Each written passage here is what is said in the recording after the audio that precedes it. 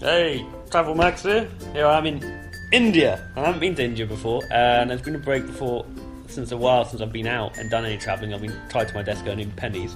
But I've come with this clown over here, James. And what we're doing is something a little bit out of the ordinary. We're driving across India. And not just driving across India, but driving across India in a tuk-tuk. Now, for those who don't know what a tuk-tuk is, you'll see in a minute. And it's 2,000 kilometres across some of the harshest terrain in monsoon season. So that in itself is going to be a bit of a mission. The fact I've never driven a tuk-tuk, I've just sat in the back of them, is going to be quite amusing. So it's going to be different, and for the first time ever I'm trying to record in 360, so I have no idea. So when you spin the camera, you have a look around, this could work really well or it could be terrible. So rather than just see my ugly mug, you can see everything around me. Or you just look at James, he's so beautiful. Yeah, exactly, you see, just look over there, it'd be brilliant.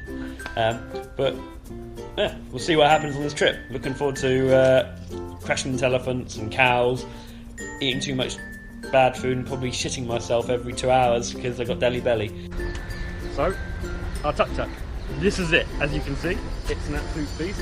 Number 6, the best number, Tuk Buddies. It's got one wheel at the front, 2 wheels at the back, and 1 passenger. Unfortunately, he's compulsory and I can't get rid of him. The steering column, as you can see, 0 to 80. Now, it probably won't go 80, it's probably going to be 50 as our top speed. Has things like indicators, horns, and so down here's the brake. This is how it works. 1 brake. Now, when you want to start a tuk-tuk, there's a complicated sequence of events that needs to happen, as Jamie's going to run through this complicated, I mean really complicated sequence. 1. Key in ignition. Turn. Listen. Makes a noise, means it's ready to go. Neutral. Make sure it's in neutral. Make sure it's in neutral. Don't want to ruin that. Make sure it's in. And then, hey, voila! And kick. And that's it. And then stall. But literally every day is like this.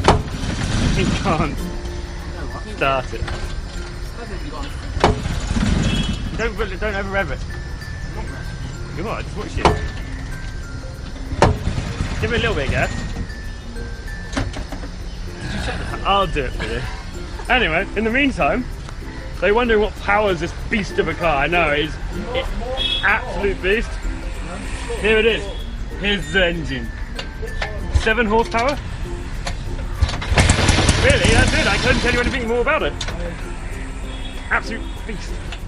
I know you're all at home thinking, I've had the engineer to help start it because we don't know how to start it.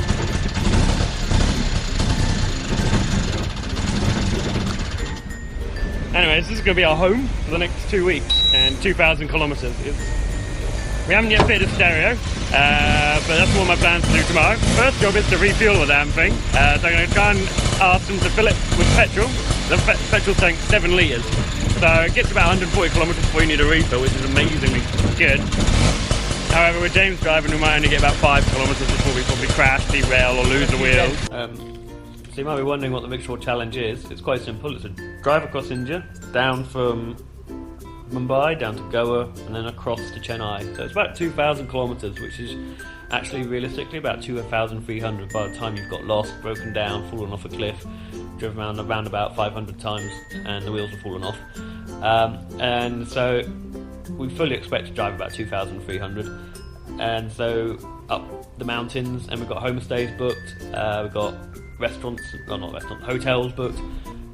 Generally it's sort of a tour which you should organise, but we haven't got a map, we haven't got anything. We have a general direction at the moment, so I'm hoping we're going to get a bit of paper direction. So here we are in front of, what's it called?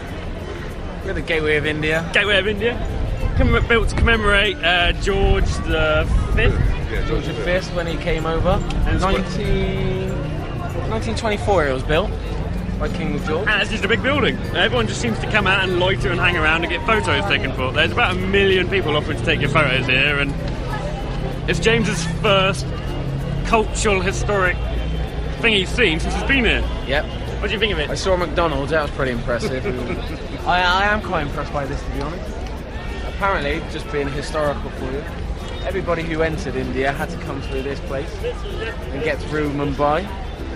And then in 1940? No, later on, a lot later on, when the British then gave it over, then they went back through that gateway and left them all to it. Working out when we got here, we got the Uber down. We could have driven in our tuk-tuk down, but we worked out that taxis are quite expensive and they rip you off. An Uber, generally, it's probably one of the best ways of getting around. And that's what use Max's account. So use my account, it's even really cheaper. Yeah, it's free, completely free if you use my account. But it's a great way of getting around. So it's a top tip for Mumbai. Use your Uber account because it just works on your current card.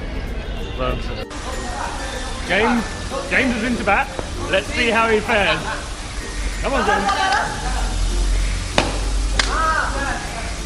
Badly is how James fares.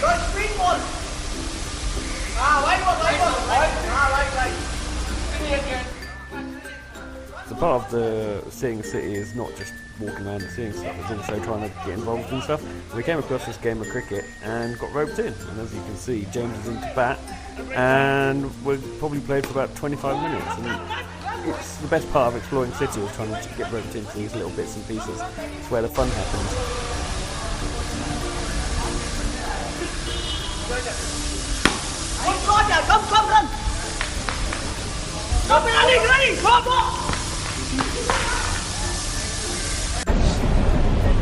So somehow managed to get James on a train.